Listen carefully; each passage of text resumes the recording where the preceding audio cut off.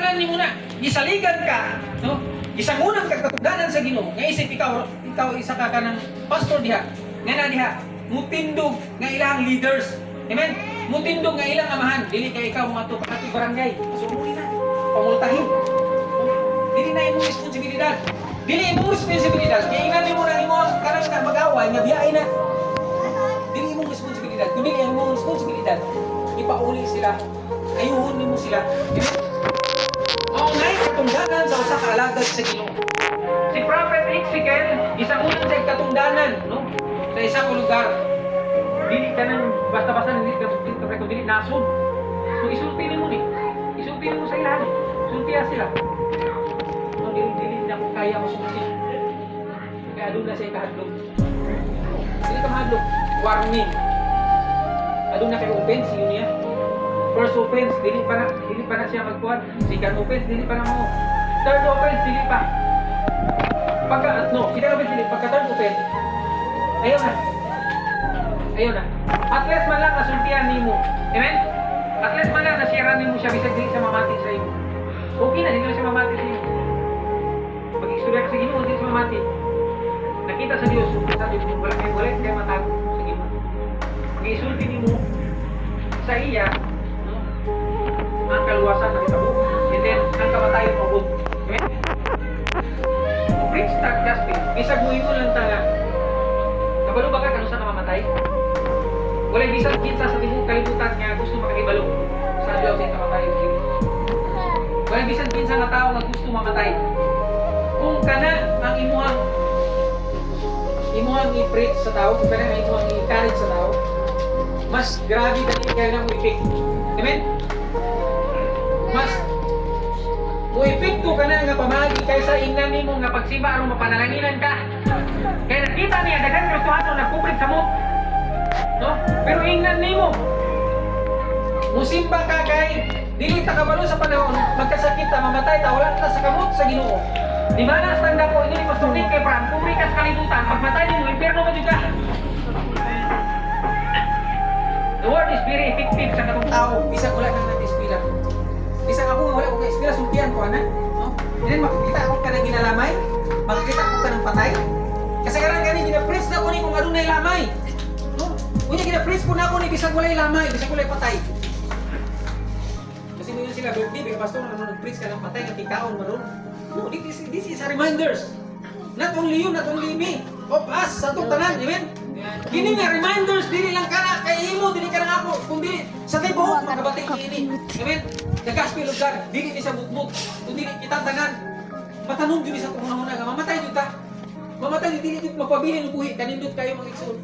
Kung ang atong kinabuhi magpabilin sa kalibutan, nga ingani lang ta. Usgan ta.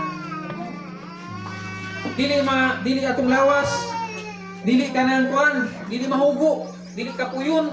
Kanindot ta kayo magpabilin tagbuhi sa ibabaw sa kalibutan bisag dili na ta magsimba. And then beside ana, magtigulang ka, mamatay ka tungod sa sakit, maglisod-lisod ka. Pagkapatay nimo, dili pa jud ka maatog langit. Kasakit kay karon. Karon mga igsoon dili pa ulahi ang tanan. Dili pa ulahi ang tanan.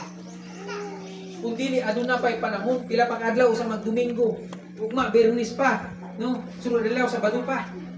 And then pagka Domingo, Iglesia ni Cristo sila gani, daghan sila madala. No, kita pa ka. Amen.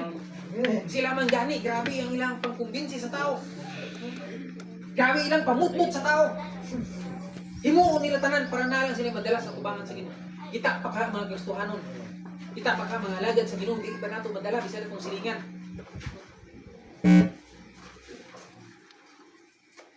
Discipleship is how to disciple the word of God. Papa mga kaubanan. Sabi na sa itong mga people karon daghan ang mga parents na to nga dili magani musimba, no? Daghan magani mga kuya, ati na to, papa na to, mama na to nga dili magani sila musimba. Kadaghanan. Young people imuhan ang responsibilidad. Asawa, bana nga na dinhi karon dako kag responsibilidad sa imong kinabuhi.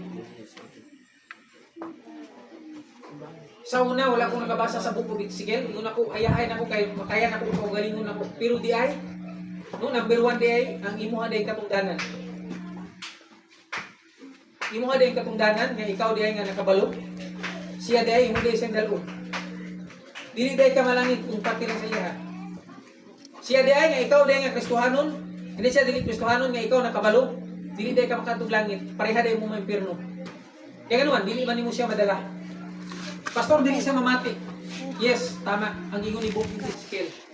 First count, first offense, second offense, third offense. Pag dili ka na siya makabalo, dili ka na siya musunod sa imo. Wala na kailabot yan. Amen? Wala na kailabot yan. So, pastors, members, tanan ta, dili pa ulahi ang tanan. Ang tuyo sa Dios. In Ephesians chapter 12, ang tuyo dun sa Ginoo sa ato ako nganong naata. Bisan pagkanalahi-lahi, mareliyon, magkalahi-lahi itaw ka ng mga pinulungan, ang tuyo sa Ginoo.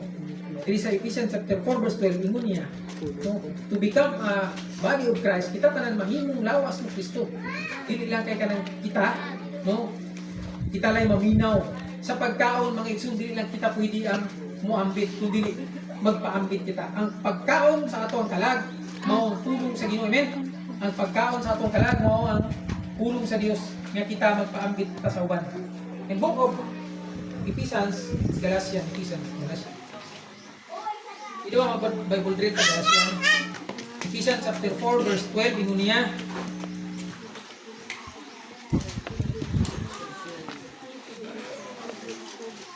Kinakabasa Galatians 4. Ingon niya, gihimo niya kita aron sa pag-andam sa tibok katawan sa Dios, alang sa buluhaton sa Kristohanong pag-alagad, aron motubo ang lawas ni Kristo, hangtod magkahiusa kita, kitang tanan diha sa pagtuo ug sa atong kahibalo mahitungod sa anak sa Dios. Unya, mihingkod kita sama sa kahingkod ni Kristo ang Dios ug kanilang sumapulo. So kana siya ang purpose sa Ginoo kung nganong kita, no? Nganong kita gitawag ta sa Ginoo